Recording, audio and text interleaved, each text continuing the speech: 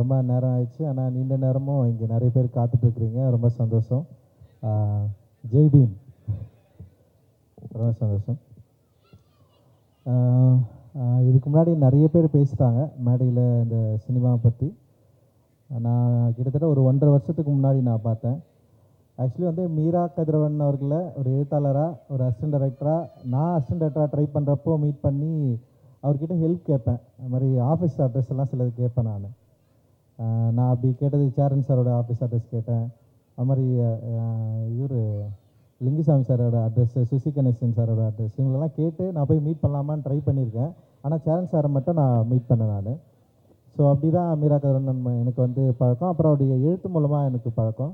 அப்புறம் பிரபல லோகிதாஸ் இயக்குனர் கூட அவர் வேலை செஞ்சுருக்காரு. ஸோ அதுவுமே எனக்கு வந்து ரொம்ப இன்ஸ்பைரிங்காக இருக்கும் அவர் படங்களை பார்க்குறதுக்கு. ஸோ அவர் எடுத்த 2 படங்களும் முக்கியமான படங்களாக இருந்தது. அண்ட் அவர் அதுக்கப்புறம் வந்து அபிபின்னு ஒரு படம் எடுத்திருக்காரு, என்னை பார்க்க சொன்னார். நான் ஆக்சுவலி அந்த படத்தை பார்த்துட்டு பயங்கர எமோஷ்னலாக ஆனேன். ஏன்னா அந்த சினிமா எனக்குள்ளே உண்டாக்கின அந்த பதப்பதைப்பு இருக்குல்ல, ஒரு படத்தை பார்க்குறப்போ ஒரு லைஃப்பை ரொம்ப நெருக்கமாக பார்த்த ஒரு உணர்வு எனக்கு இருந்தது. நான் அதுக்கு முன்னாடி இப்படி ஒரு வாழ்க்கையை ரொம்ப கிட்ட இருந்து பார்த்தது கிடையாது. இப்போ அடிப்படையில் நமக்குள்ளே பல வேறுபாடுகள் இருக்குது. இந்த இந்திய சமூகம், அதுவும் குறிப்பாக தமிழ் சமூகத்தில் வந்து பல வேறுபாடுகளோட, பல வேறுபாட்டு நிறைந்த தெருக்களோட தனித்தனியாக பிரிஞ்சு, ஆனால் ஒரே சமூகமாக வாழற ஒரு மாயைக்குள்ளே தான் நம்ம வந்து இருப்போம்.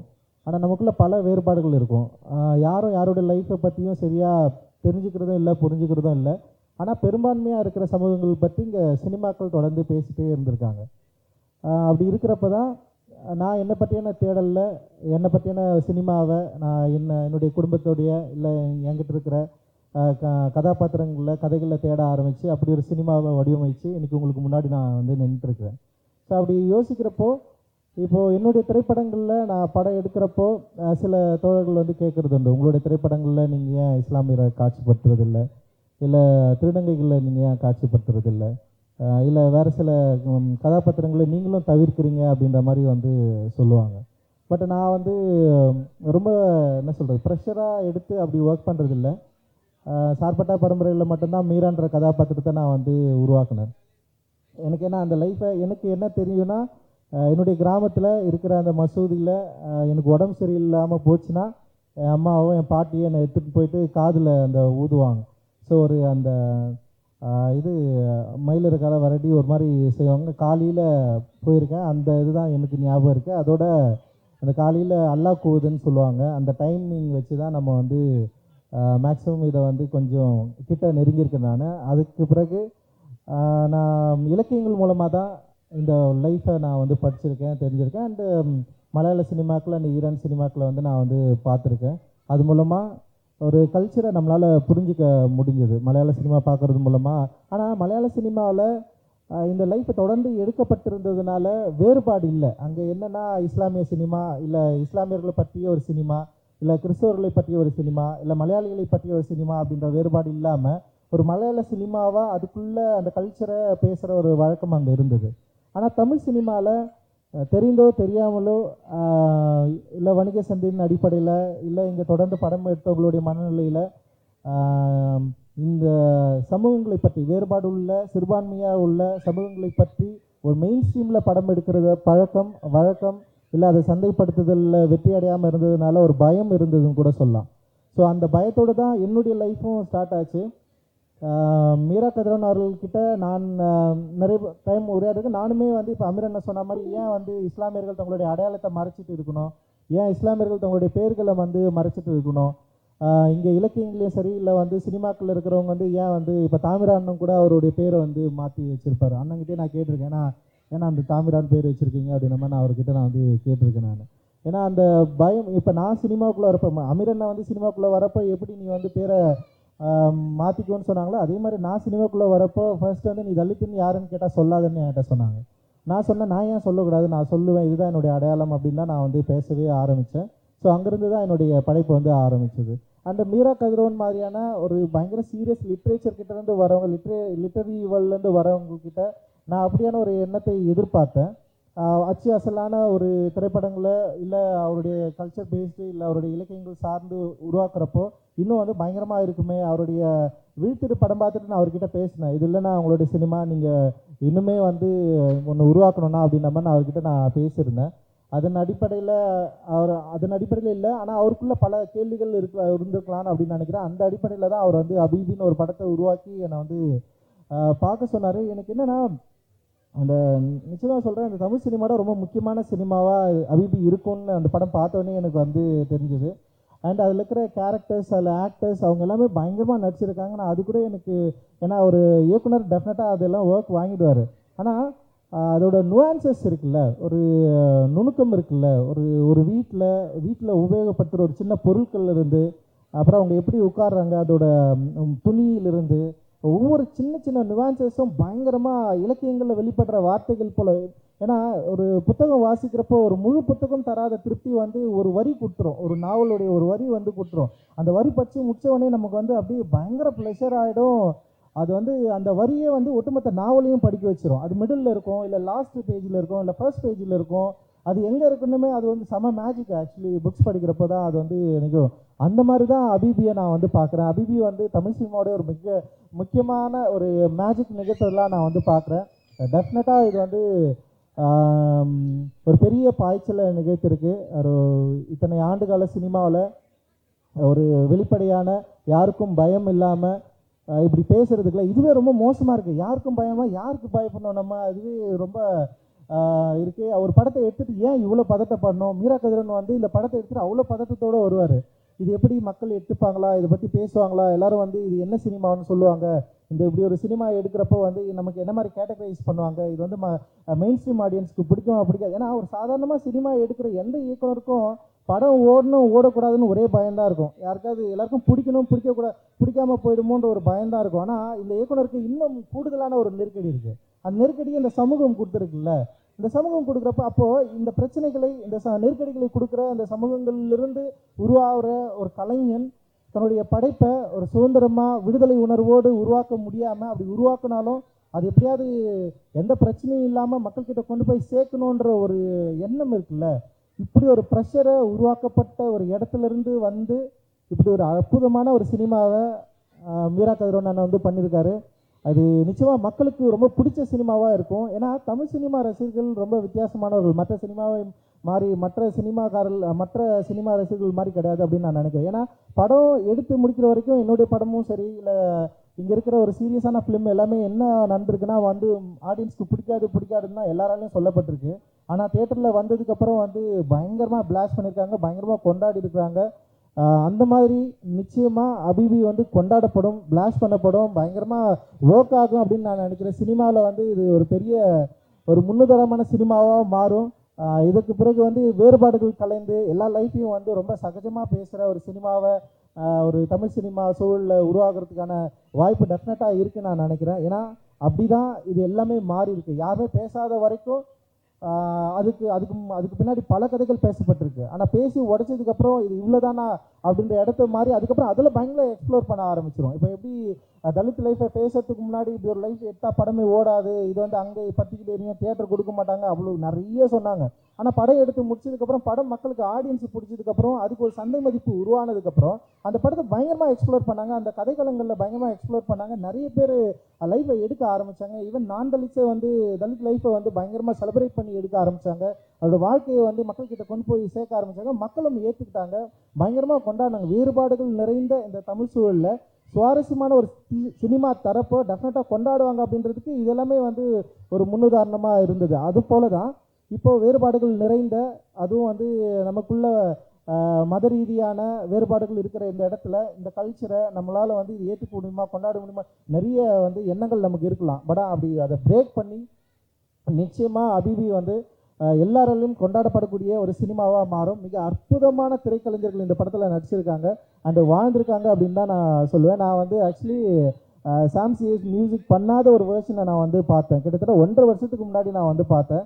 ஸோ அப்போ எப்படி ஒரு ஃபர்ஸ்ட் ஃபிலிம் பண்ணிவிட்டு ஒரு பயத்தோடு இருக்கிற ஒரு அண்ணனாக தான் நான் மீரா கதிரவனை பார்த்தேன். அவருடைய பதட்டம் இன்றைக்கி வரைக்கும் எனக்கு தெரிஞ்சுட்டே இருக்கு. அண்ட் இன்றைக்குமே வந்து பயங்கர பதட்டத்தோடு தான் இருக்கார். இது எப்படியாவது கொண்டு போய் சேர்க்கணும் அப்படின்னு நினச்சிட்டு இருக்காரு. அண்ட் படத்துக்காக தான் இவ்வளோ பேர் வந்தாங்கன்னு நினைக்கிறேன். நான் இவ்வளோ பெரிய இயக்குனர்கள் இங்கே வந்து உட்காந்துருக்காங்கன்னா டெஃபினட்டாக படத்துக்காக தான். ஏன்னா ஒரு நார்மலான படம் எடுத்தாலே வரதுக்கு அவ்வளோ யோசிப்பாங்க. அது சாதாரணமானலாம் கிடையாது. வந்தவங்க எல்லாருமே பெரிய பெரிய பயங்கரமான ஆளுங்க. அவங்களாம் வந்து நம்மளை வந்து வாழ்த்துறாங்கன்னா இந்த படம் வந்து பயங்கரமாக போய் ரீச் ஆகிருக்கு அப்படின்னு நான் நினைக்கிறேன். அது ரீச் பண்ணதில் மெயின் ரீசன் காரணம் வந்து அதோ பின்னாடி ஒருத்தர் உட்காந்துருக்காரு, ராம் சார். ராம் சாருக்கு வந்து என்னுடைய நன்றி. அண்டு ஏன்னா நான் படம் பார்த்தோன்னே ஃபஸ்ட்டு கேட்டேன், ராம் அண்ணன் பார்த்துட்டாரா இல்லையா அப்படின்னு தான் நான் கேட்டேன். அண்ட் அவர் பார்த்ததுக்கப்புறம் நிறைய பேர் அவர் வந்து பார்க்க வச்சார்.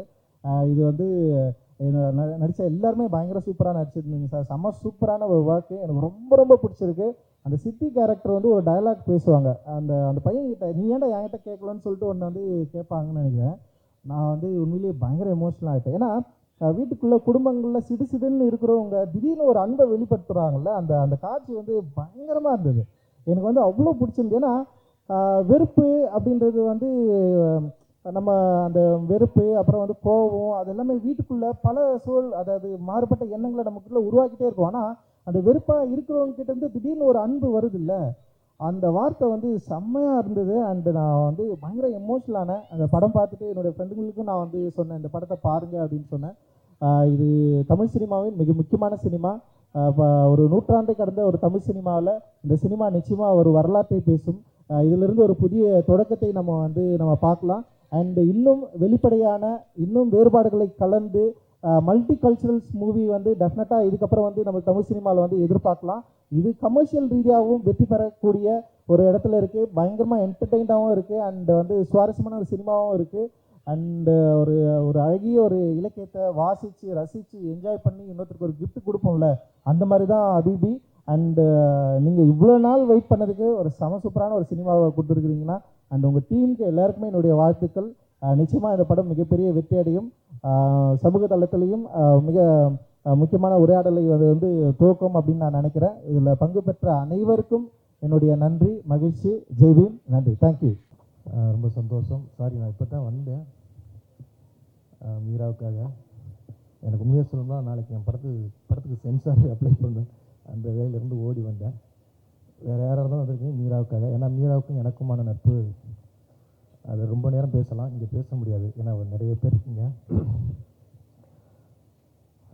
மீராவும் நானும் தங்கர் பச்சான் சார்ட்ட அசிஸ்டன்ட் டைரக்டராக ஒர்க் பண்ணவங்க. அது எப்போன்னா அந்த ஃபோன்லாம் வந்ததில்லை, அந்த ஃபோன் வாங்குறதுக்கு எனக்கும் அவனுக்கும் ஒரு பெரிய கதை இருக்குது. அதுவும் செகண்ட்ஸில் தான் அந்த ஃபோன் வாங்கினோம், அதுக்கு ஒரு பெரிய கதை இருக்குது. அப்போ வந்து கால் பண்ணும்போது காசு அதிகமாக இருக்கும். அவனுக்கு நான் மிஸ்டு கால் கொடுப்பேன், அவன் எனக்கு மிஸ்டு கால் கொடுப்பான். அதில் யார் அந்த காலை அட்டன் பண்ணால் பேசணும் அப்படிங்கிறது இங்கே ரெண்டு பேருக்கும் பெரிய போட்டியாக இருக்கும். அந்த நேரத்தில் தான் ரிலையன்ஸ்லேருந்து 500 ரூபாய்க்கு ஒரு ஃபோன் வந்துச்சு. எவ்வளோ வேணாலும் அன்லிமிட்டடில் பேசிக்கலாம் அப்படின்னு சொல்லி பாரதி மோகன் சார் எங்கள் அசோசியேட் டைரக்டர், அவருக்கு அந்த ஃபோன் கிடச்சிருச்சு. அப்போ தான் அவர் தான் எங்களுக்கு அப்போ வந்து அவர் தெய்வம். எப்போ வருவார் ஃபோன் பேசலாம் அப்படின்னு நானும் அவன் இதுவாக இருப்போம். அந்த தென்றல் படம், அது படம் அந்த ஆஃபீஸில் தான் 2 பேருமே ஆஃபீஸ்லேயே தங்கிட்டான். ஏன்னா 2 பேருக்குமே இருக்கிறதுக்கு இடம் இல்லை. தங்கியிருந்த இடத்துல 2 பேருமே வரட்டி விட்டாங்க. ஏன்னா 2 பேருமே கொஞ்சம் அதிகமாக பேசுவோம்னு வச்சுக்கோங்களேன். மீரா என்னை விட அதிகமாக பேசுவான், நல்ல ஊமை குசும்பு வேறு. அப்போ வந்து அந்த ஆஃபீஸில் வந்து கீழே வந்து லிங்குசாமி சாருடைய ஜி படம், மேலே வந்து அமீர் சாருடைய ராம் படம், நடுவில் எங்கள் படம் தென்றல். அப்போ தான் அமீரன்லாம் பார்ப்போம். அவர் மேலேருந்து அப்படியே ஸ்டேஜில் ஒரு கையை விட்டுக்கிட்டு வருவார் கீழே. எங்களையெல்லாம் பார்ப்பார், இவங்கெல்லாம் எதுக்கு சினிமாவுக்கு வந்தாங்கிற மாதிரியே பார்ப்பார். அவருக்கு பின்னால் சசிகுமார் சார் வருவார், அவரெல்லாம் எங்களை முறைக்கிற மாதிரியே பார்ப்பார்.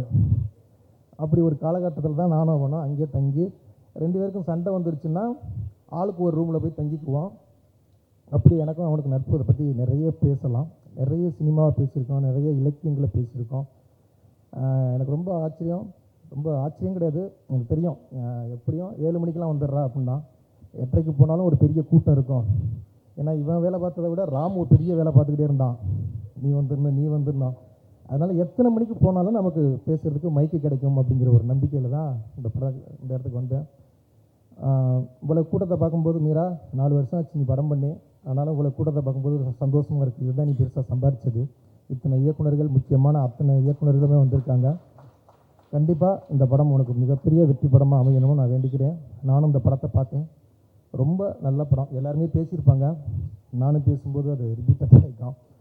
கண்டிப்பாக அந்த படத்தை எல்லாரும் குடும்பத்தோடு போய் பாருங்கள்.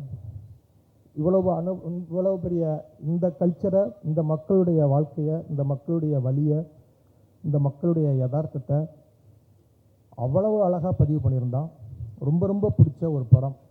நானும் சுசீந்திரனும் தான் இந்த படத்தை பார்த்தோம். 2 பேருமே வெளில வரும்போது கண் கலங்கி போய் தான் நாங்கள் வந்தோம். அப்படி ஒரு படம்.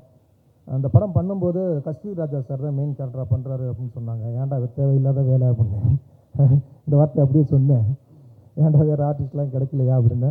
படம் பார்க்கும்போது சார் இந்த கேரக்டரை தவிர வேறு யாருமே பண்ணியிருக்க முடியாது. அவ்வளோ அழகாக அந்த கேரக்டரை ரொம்ப அழகாக பண்ணியிருந்தீங்க. உண்மையிலேயே ரொம்ப நல்லா இருந்தது. அதே மாதிரி அதில் நடித்த எல்லாருமே பேர் எனக்கு நான் இதுவும் இல்லை, ஆனால் எல்லாருமே அவங்கவுங்க எல்லாருமே அந்தந்த கேரக்டர் அவங்க எல்லாருமே அவ்வளோ சூப்பராக அற்புதமாக அழகாக பண்ணியிருந்தாங்க. எல்லாருமே அவங்க எல்லாருக்கும் அத்தனை பேருக்கும் என்னுடைய வாழ்த்துக்கள். அதே மாதிரி சாம் சார், உங்கள் படத்தில் இருந்து டோட்டலாக வேறு மாதிரி இருந்தது. இதோ ஒரு அரபிக் மியூசிக் பண்ணுறது மாதிரியே இருந்தது. இந்த படத்தை வந்து அவ்வளோ அழகாக பண்ணியிருந்தீங்க. உங்களை பற்றி கேட்கும்போது நான் ஒரு மேடையில் சொன்னேன், அது ஒரு மேடையில் சொன்னேன், வாரம் வாரம் உங்கள் படம் வருது சார் அப்படின்னா. அது சந்தோஷமாக தான் சொன்னேன். ஏன்னா ஒரு வருஷத்துக்கு 4 படம் பண்ணுற மியூசிக் டேரக்டருக்கு எஃப்எம்எஸ்க்கு ஒரு ஆர்ஆரும், தமிழ்நாடு இந்தியாவுக்கு ஒரு ஆர்ஆர் தான் வருது. அந்த மாதிரி தான் மியூசிக் அந்த கடைசி 5 நாள் தான் வேலை பார்ப்பாங்க. ஆனால் நீங்கள் வாரம் வாரம் வந்தாலும் அவ்வளோ சமுத்திரக்கன் எனக்கு சொன்னார், நான் சந்தித்த மியூசிக் டேரக்டர்லேயே சிறந்த மனிதன்டா அப்படின்னு சொன்னார். அண்ணா அப்படி வார்த்தையெல்லாம் சொல்ல முடியாது. சொன்னீங்கல்ல விஜய் மில்டன், நீங்கள் எங்கிட்டு சுற்றி வேலை பார்த்தாலும் என்னுடைய ஃப்ரெண்ட் சர்க்கிள் தான் இருக்கும். விஜய் மில்டன் சார் இதே வார்த்தையை சொன்னார், உழைப்பாளிடா அப்படின்னார். மீரா கருவன் சொன்னேன், மாப்பிள்ளை நான் பண்ணுற டார்ச்சருக்குலாம் மற்ற மியூசிக் டேரக்டர்லாம் ஓடி இருப்பான்டா, அவன் அவ்வளோ இது பண்ணுறான் அப்படின்னு சொல்லி அவ்வளோ பெருமையாக அவங்கள பற்றி பேசிட்டே இருப்பாங்க. சந்தோஷமாக இருக்குது. ஏன்னா உடனே அந்த மியூசிக் கொடுத்து அந்த ஒரு டேரக்டரோட சேர்ந்து வேலை பார்க்குறதுக்கு இன்றைக்கி ரொம்ப கம்மியாக இருக்காங்க. அதே மாதிரி மகேஷ் முத்துசாமியுடைய ஒளிப்பதிவு மிக சார் இருக்காரா இல்லைன்னு தெரில, நான் சந்தித்த கேமராமேனில் மிக அற்புதமான மனிதர். இன்றைக்கி நானும் மிஸ்கின் சாரும் அவரை பற்றி ஒரு இன்டர்வியூவில் அவரை பற்றி பேசிக்கிட்டு இருந்தோம். அவருக்கும் வாழ்த்துக்கள். இந்த டீம் எல்லாருக்கும், ரோமி பிக்சர்ஸ் ராகுல் முதற்கொண்டு எல்லாருக்கும் வாழ்த்துக்கள். இந்த படம் மிகப்பெரிய வெற்றியடையும். மீடியா எல்லாரும் இந்த படத்தை போய் கொண்டு சேருங்க. இது கொண்டு சேர்க்கக்கூடிய ஒரு முக்கியமான படமாக அமையும். எல்லாருக்கும் வாழ்த்துக்கள். நன்றி. அரங்கத்தில் இருக்கும் அனைவருக்கும் இறைவன் பொறுத்திருந்து சாந்தியும் சமாதானம் உண்டாகட்டும்.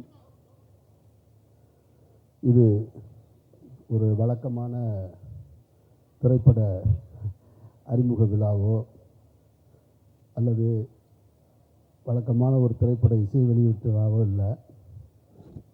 உங்கள் எல்லாருக்கும் இந்த விழா எந்த உணர்வை கொடுக்குதுன்னு தெரியலை. மிஸ்கின் என்னை பார்க்கலாம், ரொம்ப நேரம் பேச மாட்டேன். ஆனால் எனக்கு வந்து ஒரு புது வகையான உணர்வை கொடுக்குது. காரணம் என்னென்னா, ஒரு சமூகத்தில் வந்து திரைப்படம் என்பது, நான் நிறைய நேர்காணல்களில் சொன்னது, இந்த விழாவில் அதை சொல்கிறேன். ஒரு சமூகம் வந்து திரைப்படம் என்பதை ஒதுக்கி வைத்திருந்த ஒரு சமூகம். சாமிய சமூகம் என்பது திரைப்படத்தை ரொம்ப தூரமாக, வாழ்வியலேருந்து தூரமாக வச்சுருந்தாங்க. அப்படிப்பட்ட ஒரு சமூகத்தை சேர்ந்த ஒரு திரைப்படத்தை இங்கே படமாகி கொண்டு வந்து நிறுத்தியிருக்கிறத தாண்டி, அந்த விழாவில் அந்த சமூகத்தை சேர்ந்தவர்கள் நிறைய இங்கே உட்கார்ந்துருக்கிறதுன்னு இருக்குல்ல, அதை தான் முன்னாடி பேசின நண்பர் சொன்னார். இந்த இடத்துக்கு வர்றதுக்கு நம்ம லீனா சொல்லும்போது 100 வருஷம் ஆகிருக்கு இந்த இடத்துக்கு வர்றதுக்கு அப்படின்னாங்க. அது ரொம்ப முக்கியமானதாக பார்க்குறேன் நான். ஹபீபி என்கின்ற வார்த்தைக்கான அர்த்தம் வந்து காதல், அன்பு, நேசம் அப்படின்றதெல்லாம் இருக்குது. இப்படி ஒரு திரைப்படத்தை எடுக்கணும் அப்படின்னு சொன்னால் அந்த வாழ்க்கையை வாழ்ந்தவனால தான் எடுக்க முடியும். அந்த வாழ்க்கையை கண்ணால் பார்த்தவங்கனால தான் எடுக்க முடியும். வேறு யாருனாலையும் எடுக்க முடியாது. அப்படி ஒரு திரைப்படத்தை எடுத்திருக்காரு. இதற்கு முன்னால் தமிழ் சினிமாவில் ஒரு இஸ்லாமிய பின்னணி கொண்ட ஒரு கதையை எடுத்திருந்ததில் மிக முக்கிய பங்கு வச்சது, இங்கே நிறைய பேர் அதை சொல்லாமல் விட்டுட்டாங்களேன்றது எனக்கு வருத்தம். ஆனால் நானும் சொல்லாமல் போகக்கூடாது. என்னுடைய அன்பு சகோதரன் சேரன் தான் அது ரொம்ப முக்கியமான காரணம். அவருடைய திரைப்படம் வந்து பொக்கிஷம் வந்து ரொம்ப முக்கியமான ஒரு திரைப்படம். அந்த நாகூர்ன்ற ஊருக்குள்ளே அந்த வாழ்வியல் எப்படி இருக்கும்ன்றத அசலாக மிகச்சிறப்பாக பண்ணியிருந்தார். ஒரு முழுமையான திரைப்படமாக வர முடியலை. திருமணம் என்னும் நிக்கா வந்து அனீஸ் பண்ணியிருந்தார் ஒரு படம். அது கொஞ்சம் வேறு, அது வாழ்வியலுக்குள்ளே போகலை. முழுமையான அந்த சமூகத்தை சார்ந்தவர்களோட கதையும் இல்லை. முதல் முறையாக ஒட்டுமொத்த தமிழ் சினிமாவுக்கும் அடையாளமாக இதுதான், இங்கேருந்து நீங்கள் இனிமேல் தொடங்கிக்கங்க அப்படின்னு சொல்லி மீரா கதிரவன் இந்த திரைப்படத்தை எடுத்திருக்கிறாரு. மீரா கதிரவனுக்கு என்னுடைய நெஞ்சார்ந்த வாழ்த்துக்களும் பாராட்டுகளும். இதை ஏன் நான் இந்த இடத்துல அழுத்தமாக நான் பதிவு பண்ண வேண்டியது இருக்குது அப்படின்னு சொன்னால், இதில் 2 விஷயம் இருக்குது. இங்கே பேசிய அனைத்து பேருமே வந்து ஒரு இஸ்லாமிய பின்னணி கொண்ட படம், இஸ்லாமிய வாழ்வியல்னு சொல்லிக்கிட்டு இருக்கிறதுல எனக்கு உடன்பாடு கிடையாது. அதான் இப்போ ரஞ்சித் சார் என் பக்கத்தில் உட்காந்து சொல்லிகிட்டு இருந்தார். தமிழ் சமூகத்தில் சொல்ல மறந்த ஒரு சமூகத்தோட கதை இது. தமிழர்கள் தான் அவங்க. தமிழர்கள்லேயே இஸ்லாமியர்களை தனியாக பிரித்து வச்சிருக்கிறதுன்றது தான் ரொம்ப ஏற்புடையது இல்லாமல் இருக்குது. இப்போ என்னை போன்றவர்களுக்கு வந்து இந்து சகோதரர்களோட நிறைய பரிச்சயம்.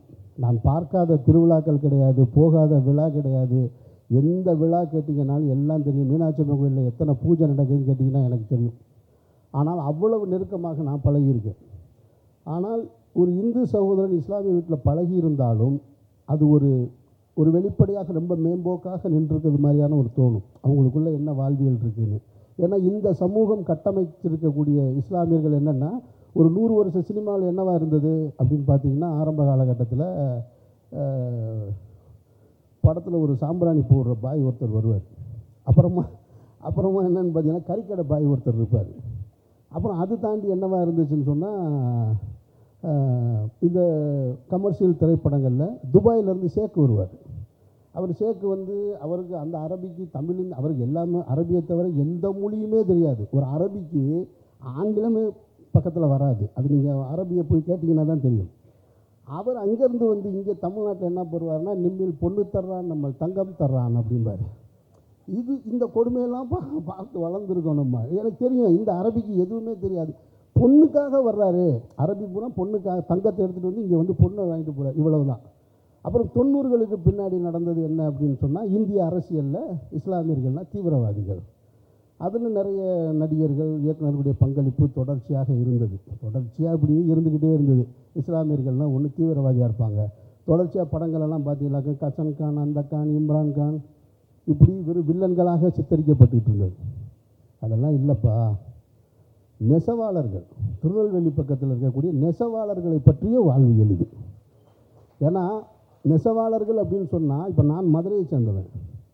சௌராஷ்டிர சமூகத்தை சேர்ந்தவர்கள்லாம் நெசவாளர்களாக இருப்பாங்க. பெரும்பான்மையாக இருக்கிறவங்க, மதுரையில் பெரும்பான்மை சமூகமாக இருக்கிறவங்க அவங்க தான் நெசவாளர்கள். நான் சின்ன வயசுலேருந்து அவங்கள தான் பார்த்துருக்கேன். ஆனால் திருநெல்வேலியில் இஸ்லாமிய குடும்பம் நெசவு செய்கிறாங்க அப்படின்றது இருக்குல்ல, இப்படி ஒவ்வொரு ஊர்லேயும் மனிதர்கள் வாழ்ந்துக்கிட்டு இருக்காங்கன்ற பதிவு பண்ணுறது இருக்குல்ல, அந்த பதிவு தான் இந்த படத்தை ரொம்ப முக்கியமான இடமா நான் பார்க்குறேன். நான் வாழை திரைப்படத்திற்கு பின்னால் நான் இத்தனை இயக்குநர்களை சந்திச்சிருக்கிறது இங்கே தான்.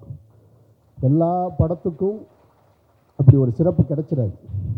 அப்போ படம் ஏதோ ஒன்று பேசுது, படம் ஏதோ ஒன்று அவங்களுக்கு சொல்லியிருக்கு. அந்த இயக்குநர்களுக்கு சொன்னதுனால தான் அத்தனை பேரும் திரும்ப இங்கே வந்து நின்றுருக்காங்க. அது மீரா கதிரவனுடைய உழைப்புக்கு கிடைத்த வெற்றியாக நான் பார்க்குறேன். எனக்கு இப்போ மீரா கதிரவனாக இருக்கட்டும், விஇசட் துரையாக இருக்கட்டும், இவங்க மேலெல்லாம் தனிப்பட்ட முறையில் எனக்கு வேறு ஒரு வருத்தம் இருக்குது. அதுக்கு காரணம் என்னென்னா, இப்போ இவ்வளோ சிக்கல்களை நான் சொன்னேன் இல்லையா, இந்த சிக்கல்களுக்கு காரணம் என்னென்னா, இந்த திரைப்படத்துறையில் வந்து வரும்போது எனக்கு சொல்லப்பட்டது, எனக்கு நடந்ததை தான் நான் சொல்ல முடியும். அவங்களுக்கு என்ன நடந்துச்சுன்னு தெரியாது. நீங்கள் ஏன் இந்த பேர் வச்சுக்கிட்டு வர்றீங்க, அமீர்ன்ற பேரோடு வர்றீங்க அப்படின்றத முதல் அறிவுரையே அதுதான். இந்த கேள்வி எனக்கு புதுசாக இருந்தது. நான் பிறந்து வளர்ந்து பள்ளிக்கூடத்துக்கு போகும்போது உன் பேர் ஏன்டா அமீர்னு என்னை கேட்கலை. அங்கே ஒரு சர்டிஃபிகேட் கொடுத்தாங்க, நீ என்ன ஜாதி என்ன மதம் பின்னாடி ஃபில் பண்ணுன்னு சொன்னாங்களே தவிர வேறு எதுவும் கேட்கல. பேர் மாற்றிக்கன்னு கேட்கல. வேறு ஒரு இடத்துல வேலைக்கு போனேன், அப்பவும் கேட்கல. ஆனால் திரைத்துறைக்கு வரும் பொழுது நீங்கள் பேர் மாற்றிக்கிங்களேன் அப்படின்னு சொன்னது எனக்கு அதிர்ச்சியாக இருந்தது. அப்போ நான் ஏன் கேட்கும் பொழுது, இல்லை அந்த பேர் வந்து அவ்வளவுக்கு வந்து அங்கீகாரம் கிடைக்காது, உங்களுக்கு கட்டம் கட்டுவாங்க. அவர் ரொம்ப மூத்த பத்திரிகையாளர் ஒருத்தர், நான் பல நேர்காணலில் சொல்லியிருக்கேன், அவர் இறந்துட்டார். அப்போ நான் சொன்னேன், இது என்னுடைய தாய் தகப்பை வச்ச பேர், இந்த பேரை மாற்றிட்டு இப்படி ஒரு அடையாளம் எனக்கு தேவையில்லை அப்படின்னு சொன்னேன் நான். ஆனால் இங்கே நிறைய இந்த இஸ்லாமிய பின்னணியிலேருந்து வந்தவங்க, இந்த தமிழ் சமூகத்தை சேர்ந்தவங்க பேரை தமிழ் பெயராக மாற்றிக்கொள்கின்ற வழக்கம் இருந்தது. அதில் மீரா கதிரவன் ஒன்று, இந்த உட்காந்துருக்காங்க விஇசட் துரை ஒன்று. நான் கேட்பேன், உனக்கு அழகான பேர் இருக்குது, மொய்தீன், நீ ஏன் மாற்றின நீ அப்படின்னு சொல்லி. அப்போது அந்த இடத்த உடைக்கிறது இருக்கு இல்லையா, அதை உடைக்கிறதுக்கான ஸ்பேஸ் இருக்குல்ல, அது இந்த ஹபீபி திரைப்படம் கொடுத்துருக்கிறதா நான் பார்க்குறேன். நான் இனிமேல் தனித்து பேச வேண்டிய அவசியம் இல்லை. என்னை பொறுத்த மட்டும் இது ஒரு இஸ்லாமியர்கள் வாழ்வியல் கதைன்னு சொல்கிறத விட தமிழர்களுடைய சொல்லப்படாத கதைன்னு ஒரு பக்கம்னு வேணால் நான் ஆசைப்பட்றேன். ஹபீபி அப்படி தான் பார்க்குறேன். நடிச்சிருக்கிற அத்தனை பேரும் மிகச்சிறப்பாக பங்களிப்பு செஞ்சுருக்காங்க. இதில் நான் இந்த திரைப்படத்தை பற்றி சொல்கிறேன்னா, நான் அந்த வாழ்வியலுக்குள்ளே இருக்கிறவன். நான் சொல்கிறத விட சேரன் சொன்னது தான் சரி, பாண்டியராஜ் சொல்கிறது தான் சரி, சுசீந்திரன் சொல்கிறது தான் சரி, அதுதான் மிகச்சிறந்த. உண்மையில் ஆத்மார்த்தமாக சேரன் பேசினார். அவர் நான் சொல்லும்போது நான் கீழே உட்காந்து அவரை கேள்வி பண்ணியிருந்தேன். நான் படத்தை லவ் பண்ணேன் அப்படின்னு சொன்னார். அப்புறம் படத்தை பார்த்தா ஹீரோயினை லவ் பண்ணேன்னு வேறு சொன்னார். எனக்கு நான் சொன்னேன் அதோட நிப்பாட்டுன்றார். உண்மையிலே அந்த படம் அவர்களுக்கு போய் சேர்ந்துருக்கு. அந்த கிளைமேக்ஸ் காட்சி பற்றி நான் சொல்கிறேன். நான் ஒரு கவித்துவமான கிளைமேக்ஸ் காட்சி, அதில் மறுக்க முடியாது. அதனால் பாராட்டுக்கள். அப்புறம் கஸ்தூரி ராஜா சார் அந்த வாழ்க்கையை மிக அழகாக வாழ்ந்துருக்காங்க. இந்த படம் ஒரு ஏரியல் வியூவில் சொல்லியிருக்கு. எல்லோருடைய கதாபாத்திரங்களையும் மிக அழகாக சொல்லியிருக்கிற ஒரு படம். இந்த படம் எவ்வளோ பெரிய வெற்றி அடையும் அப்படின்றதையெல்லாம் தாண்டி இந்த படம் தமிழ் சினிமாவில் ஒரு அடையாளப்படமாக வந்து நிற்கும் என்பதில் எனக்கு மிகுந்த ஆழமான நம்பிக்கை இருக்குது. படத்தின் நாயகன் ஈசா, அவன் எனக்கு உறவு, எனக்கு சொந்தக்காரப்ப. அதனால் ரொம்ப நெருக்கமாக இருக்குது. சாம்சிஎஸ் சொல்ல வேணாம். அப்புறம் சக்கரியாவுடைய திரைப்படங்களை பார்த்து பிரமித்தவன் நான். சக்கரியாவை இங்கே சந்திக்கக்கூடிய வாய்ப்பு கிடைச்சது. சக்கரியாட்ட இப்போ நான் பேசினேன், நம்ம உடனே சந்திப்போம் அடுத்துன்னு. இப்படி நிறைய நட்பு வட்டங்களை கொண்டு வந்து சேர்த்து உண்மையான அன்போடு இந்த யார் சொன்னால் துரை தான் சொன்னான்னு நினைக்கிறேன். இது மீரா கதிரவனுக்காக வந்ததில்லை, இந்த படத்துக்காக வந்ததுன்னு நினைக்கிறேன் நான். அப்போ ஹபீபி திரைப்படம் உங்களையும் அப்படி தான் வந்து சேரணும். வாழ்த்துக்கள். மீரா கதிரவன் எங்கே இருக்காங்க? ஆளே தானா? வாழ்த்துக்கள். இந்த திரைப்படம் ஒரு மாபெரும் தாக்கத்தை ஏற்படுத்தணும் என்ற என்னுடைய பிரார்த்தனையோடு நிறைவு செய்கிறேன். நன்றி.